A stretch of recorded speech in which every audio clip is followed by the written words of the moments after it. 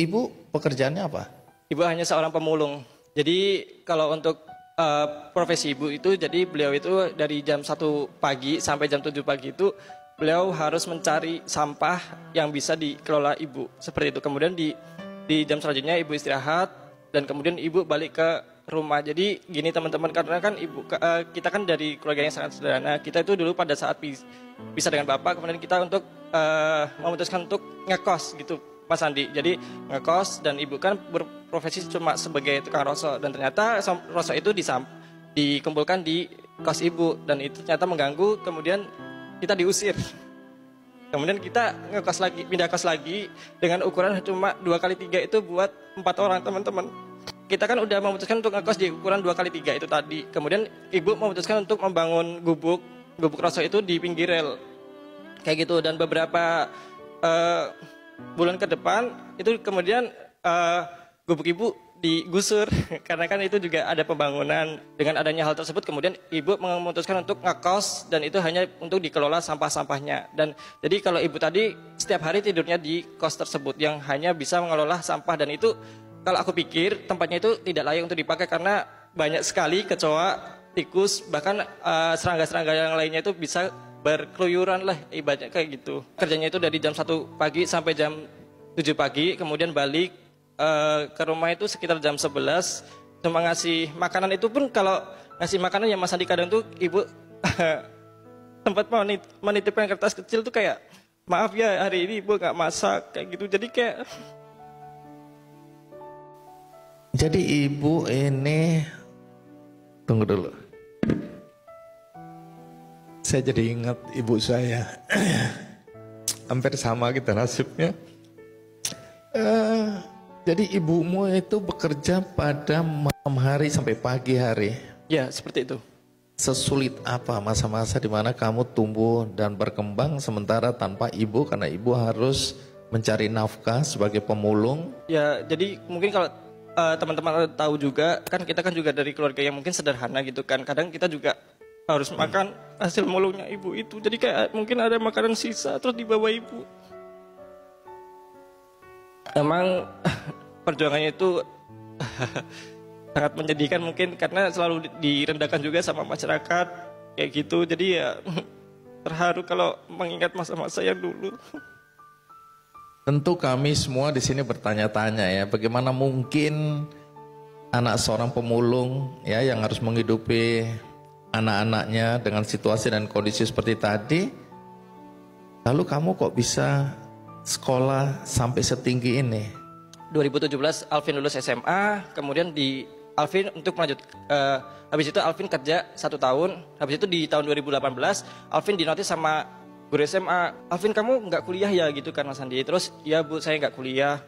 Kok kamu nggak kuliah gimana sih, kan kamu pinter gitu kan. Ya udah deh, habis itu saya dipanggil sama guru SMA aku dan ternyata di SMA itu dapat surat undangan kalau di UT itu pembukaan beasiswa bidik misi. Dan itu kan prodinya yaitu hukum gitu, dan ternyata Alvin bisa bergabung di universitas dengan prodi ilmu hukum tadi, seperti itu. Jadi dapat beasiswa. Beasiswa bidik misi dari Kemendikbud. Yang juga perlu diapresiasi adalah ibu gurumu ya. Siapa nama ibu gurumu? Nama ibu guruku Bu Suranti. Masih ada sampai hari ini? Masih ada, dan beliau selalu support Alvin untuk seterusnya Pak. Seperti itu. Baik, jadi kalau Bu Suratin ini nonton acara ini, terima kasih. Karena kalau tidak karena gurumu itu, mungkin kamu sampai hari ini entah di mana ya. Karena keadaan, tapi di lain sisi ibu juga ingin tetap memulung, begitu? Ya.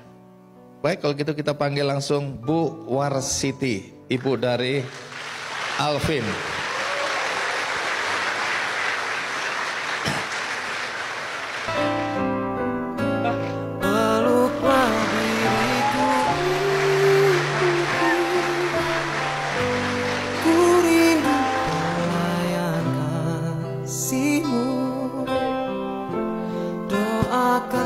Selalu diriku untuk jalani hidup ini. Tuhan tolong jaga ibuku. Iya, Bu Warsiti, terima kasih ya sudah mau hadir ya. Masih mau kangen-kangenan? Kami kan? tunggu 7 hari 7 malam, gak ada masalah. Aduh, saya juga nangis jadinya, Bu. Suaranya serak. Bu Warsiti ya? Iya, Masih memulung, Bu? masih. Kenapa? Ya saya kalau nggak nyari rosok, nggak pemulung itu nggak makan Pak. Ntar kalau dapat kita kumpulin kan buat beli beras. Menghidupin anak-anak dan keluargaku. Waktu Alvin sekolah buat saku sekolah Pak, biar anak saya sekolah. Semua anak-anak yang masih duet itu biar sekolah Pak, biar punya pendidikan. Jadi kita nyari rosok itu saya kumpulin, ntar kalau jual ya buat saku sekolah anak, buat belanja, buat beli beras itu Pak. Jadi ibu memang tahu ya situasi dan kondisi sehingga ibu berjuang untuk supaya anak-anak bisa sekolah dengan baik walaupun ibu harus memulung. Iya, Kerja dari malam sampai pagi. iya sampai sore jam 4. Oh, sampai sore lagi. Iya, Buat ngelola sampah itu, Pak. milah-milah mengolah gitu loh Pak. Oh, setelah di Iya. rumah masih kerja lagi untuk memilah-milah. Iya. Ini mulung apa nih, Bu? Ya botol, ya plastik, kardus gitu Pak. Terus dijual ke ada yang menampung lah. Iya, pengepulnya. Rata-rata bisa mengumpulkan berapa, Bu? Dalam sehari atau seminggu? Nah, seminggu itu nggak pasti Pak, soalnya harga ya naik ya turun, kadang ya laku 500, ya 600, nggak mesti kadang 400.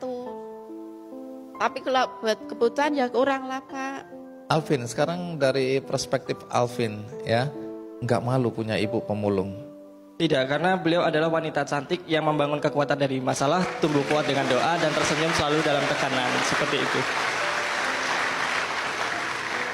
Tapi apakah kamu dalam keseharian atau dalam kegiatan-kegiatanmu menyembunyikan siapa ibumu dan profesinya apa? Tidak pernah. Saya sangat bangga mempunyai Ibu Warsiti sebagai Ibu Alvin.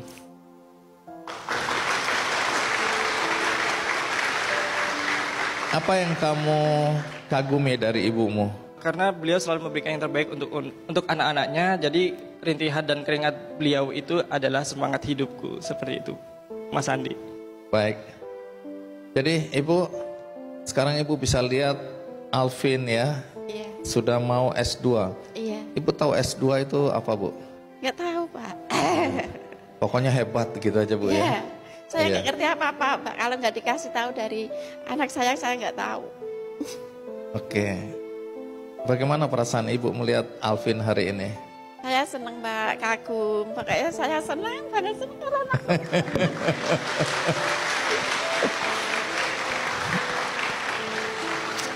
Baik.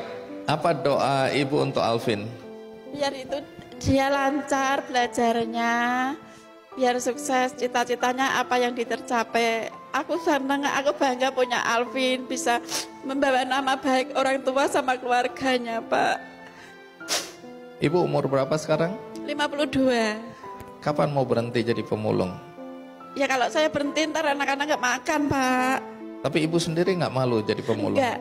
Yang penting saya jujur, nyari rezeki yang halal, nggak mengganggu semua keluarga tetangga apapun Pak. Yang penting jujur Pak saya. Alvin, saya dengarkan kamu sekarang banyak kegiatan ya, jadi juri, jadi pembicara, kemudian ikut berbagai kompetisi, aktif dalam kegiatan sosial ya. Ya, Nah, di luar sana Alvin, masih banyak anak muda, anak Indonesia yang mungkin latar belakangnya seperti kamu ya, dari keluarga yang relatif kurang mampu, kemudian berjuang untuk bisa mendapatkan pendidikan yang layak, tapi bisa juga mereka tidak punya keberanian dan tidak punya mimpi yang tinggi Ya. untuk bisa seperti kamu hari ini.